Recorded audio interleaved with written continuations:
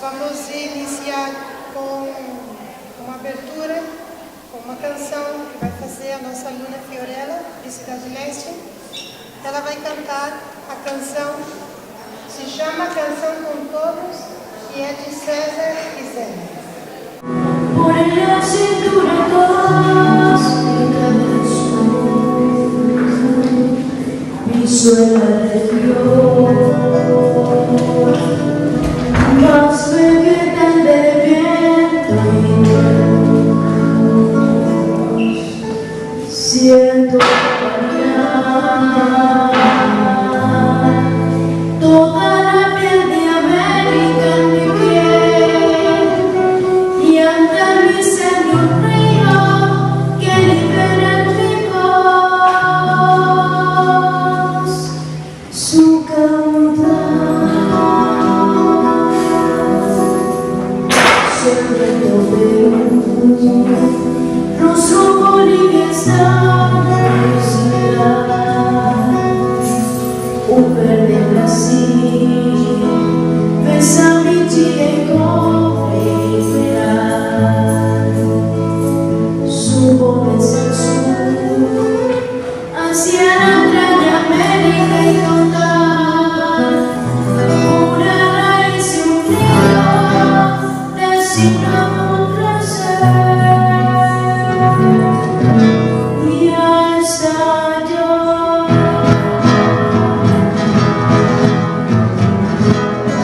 Todas las voces, todas las manos, toda la sangre pura se canción en el viento, canta conmigo, canta, hermano americano, liberador de esperanza, con un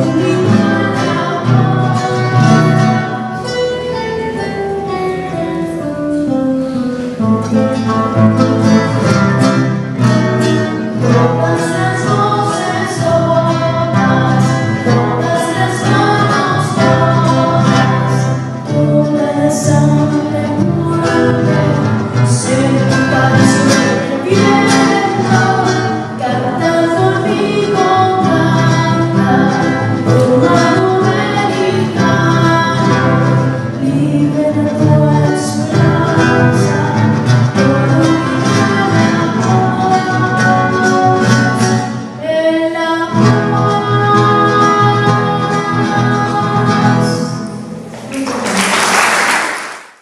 Então vamos receber conosco o professor Renato Petri. Ele é formado em Ciências Econômicas e Teologia, especialista em Teologia Pastoral, Administração Escolar e em Ciências da Religião. Com mestrado em Ciências da Religião e doutor em Ciências da Religião pela Universidade Federal de Juiz de Fora. Atualmente é coordenador do curso de Teologia da FAMIPAR e das pós-graduações. É professor também na Univel e é criador do curso de Inteligência Espiritual. Dá muitas conferências em universidades e hoje vai conversar conosco sobre um tema muito interessante, que é inteligência espiritual. Bem-vindo, professor Larini.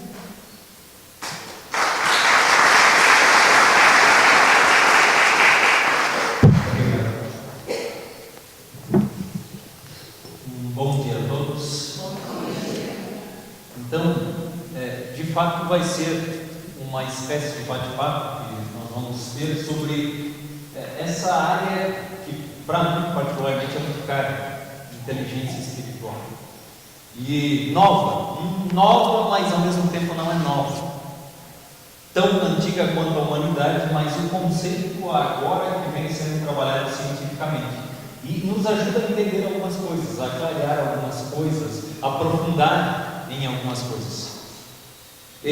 Talvez ela tenha surgido justamente porque nós estamos numa época não muito saudável. Michel de Foucault, o filósofo, já dizia que os manicômios não foram criados para colocar os loucos, foram criados para colocar alguns para serem chamados de loucos, para que aqueles que fiquem fora se achem normais. Se a gente fosse colocar todos aqueles que estão loucos na atualidade dentro do manicômio, talvez não sobraria ninguém do lado de fora. A humanidade, ela não está bem.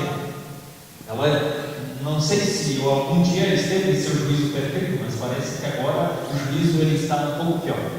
Então nós vamos trabalhar um pouquinho a inteligência espiritual dentro do desenvolvimento integral do ser humano.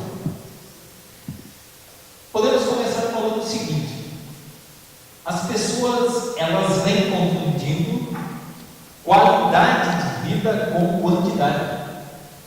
Então, a qualidade em si, ela não está muito bem. Quando não há qualidade, tenta-se compensar isso com quantidades. Se eu não tenho um amigo de verdade, talvez eu preciso ter 3 mil no Facebook. Se eu não tenho uma qualidade de vida com aquilo que eu estou tendo, talvez eu preciso sempre estar adquirindo mais coisas para precisar ter alguma qualidade com aquilo que estou adquirindo. E se você observar, as pessoas estão desesperadamente correndo atrás de quantidade, mas parece que a qualidade ela está se esvaindo por entre os dedos e eles não estão conseguindo pegar essa qualidade. Então você observa que as experiências estão perdendo o sentido. A pessoa vai viajar, ela está viajando, e quando ela está viajando é normal que ela tire fotos e publique para alguém ver que ela está viajando. A viagem em si não tem tanta graça, mas a publicação que está viajando. O indivíduo ele vai comer uma pizza, ele tem que tirar uma foto e publicar que está comendo a pizza. Aí depois que acaba tem que publicar uma que acabou de comer. Isso implica que talvez a experiência em si não tenha significado, e que eu estou tendo que ter alguém que curta aquilo para talvez eu me convencer que aquilo está tendo significado. Se a experiência está tendo significado em si, eu não preciso de tantas pessoas dizendo que ela teve significado. É uma espécie de autoconvencimento. Eu não estou convencido, então eu preciso partilhar toda a microexistência sem sentido que eu tenho. Eu preciso publicar para que alguém examine e diga: não, está valendo a pena. Algo que talvez eu nem mesmo esteja convencido de que está valendo a pena. Então nós vamos trabalhar um pouquinho com essa temática da inteligência espiritual. Olha, vamos começar com esta paisagem. O que você está vendo?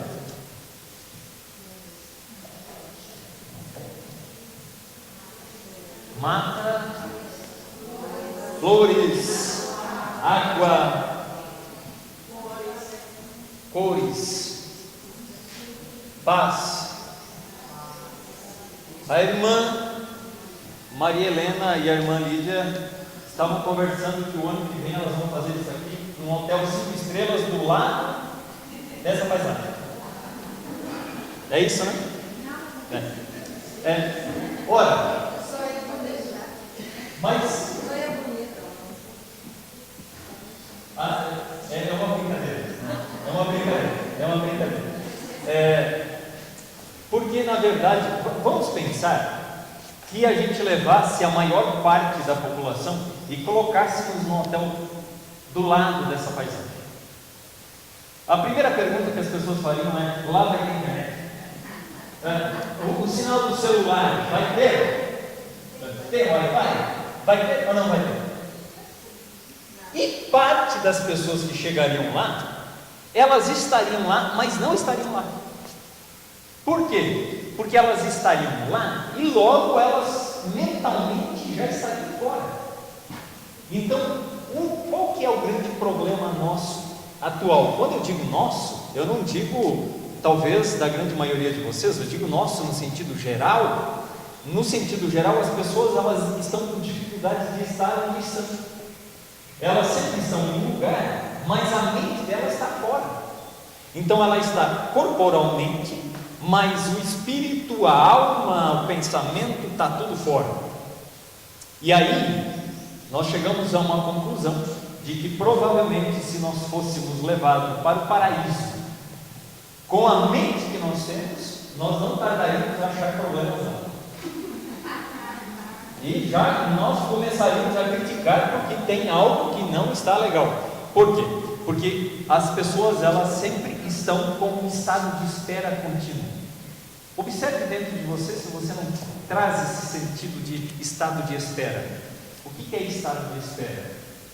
Eu estou sempre esperando alguma coisa. Não sei bem o que é, mas eu estou esperando. Então a pessoa ela levanta, ela está esperando chegar daqui a pouco.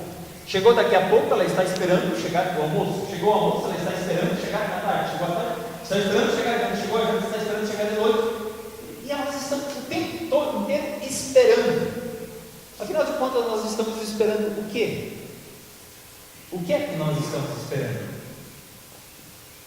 A vida, ela passa enquanto as pessoas estão esperando. Até agora não acharam solução para a mortalidade. As pessoas continuam morrendo. Então elas estão. Você pode usar um creme, você que te conserva na juventude até o final da sua vida, mas o máximo que eles vão falar no seu velório vai ser: eis aqui um defunto bem conservado. Olha só que pele hidratada, que nós vamos morrer. Nós vamos morrer. E a maior parte das pessoas não se dão conta disso. E elas fogem disso. Essa é uma temática muito escondida de nós mesmos. As pessoas têm um medo terrível de trabalhar com essa questão. E isso é o que nós, então, já começamos a falar, os medos que as pessoas têm. Se a gente conseguisse livrar 3 medos das pessoas, as pessoas seriam felizes. E aí, quando eu digo livrar 3 medos, eu me incluo junto, porque esses 3 medos fazem parte de nós. Mas se a gente tirasse, primeiro deles, o medo da morte. Se nós não tivéssemos medo da morte, se a gente não tivesse medo do destino, não tentasse ter uma segurança em algo onde não há segurança. A ideia do pensamento positivo é muito bonita, mas as pessoas continuam adoecendo, morrendo e acontecendo coisas. Medo da morte, medo do destino e medo da opinião dos outros. Se nós tivéssemos eliminado esses 3 medos, medo da morte, do destino e da opinião dos outros, nós viveríamos muito mais felizes. Um grande pensador alemão, Paul Tillich, ele fala que a humanidade passou por 3 medos, nós estamos no 3º. Ele fala que na época de Jesus, um pouco antes, com o surgimento dos filósofos, o grande medo das pessoas era o medo de não ser. E isso se fazia em parte pelo medo do destino e em absoluto pelo medo da morte. O medo do destino é: e se amanhã algo acontecer comigo? E se amanhã acontecer algo com alguém dos meus familiares? E se eu perder o emprego? E se isso acontecer? Então, algumas filosofias surgiram para contornar esses medos. A filosofia estoica, por exemplo, ofereceu uma proposta. Os estoicos diziam: nós somos semelhantes a um cachorro amarrado numa carroça. Se você for um cachorro bonzinho, vai do lado da carroça tranquilamente. Se você for um cachorro teimoso, você vai arrastado, mas vai igual. Então aceite o seu destino.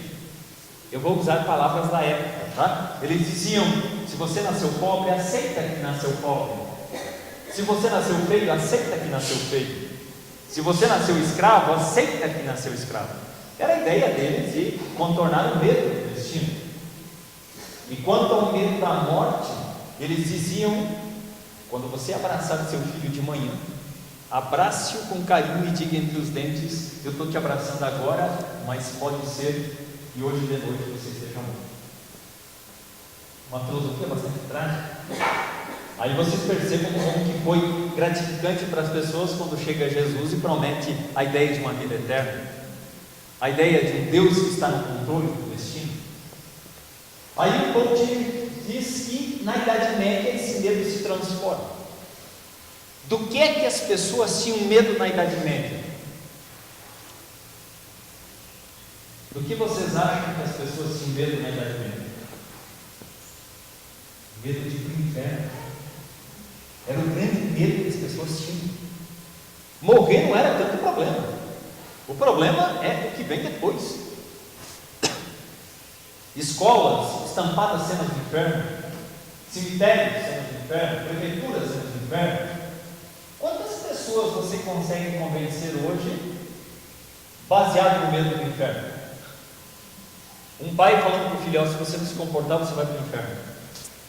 São raros os que você vai conseguir trabalhar com isso, porque as pessoas, elas não têm mais dentro de si esse medo tão forte como tinha na Idade Média. Então o Poutilho diz: qual é o medo nosso atual? Aí ele usa uma palavra chamada insignificância. É o medo de ser insignificante, de talvez chegar no final da sua vida, você olhar para trás e perguntar assim: o que eu fiz da minha vida? Ela valeu a pena? O que eu fiz? É você saber que se você morrer, teu marido, tua esposa te substitui em 3 meses? Ou quando nos terceiriza o serviço antes mesmo de você morrer?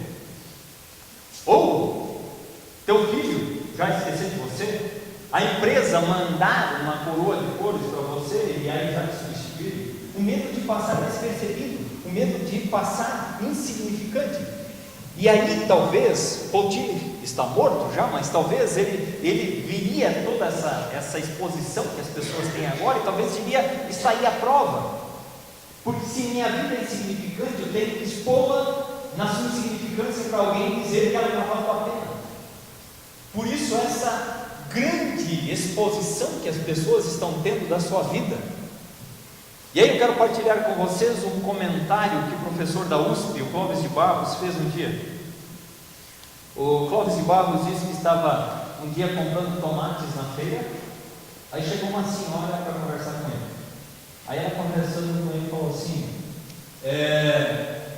mas você viu ontem, hein? Que coisa! E como ele é professor de ética, ele se perguntou: cara, o que ela tem que saber, o que ela acha que eu tenho que saber do que aconteceu ontem? Ele falou: eu vou dar corda para ver onde é que vai. Ele falou: nossa, é mesmo, que coisa, né? Aí ela falou: você imaginava alguma coisa dessa? Não, eu não imaginava uma coisa dessa. O que é que você sugere? Até que numa conversa aqui e ali, eles acabaram, então, ele acabou falando: eu não sei do que a senhora está falando. Aí ela falou: do Tirso. Aí ele coçou a cabeça e falou: Tirso, quem é Tirso? O rapaz do Big Brother. Segundo ele, foi um dos antigos participantes, dos primeiros. Aí ele começa a refletir da seguinte forma: quem é Tirso para a humanidade?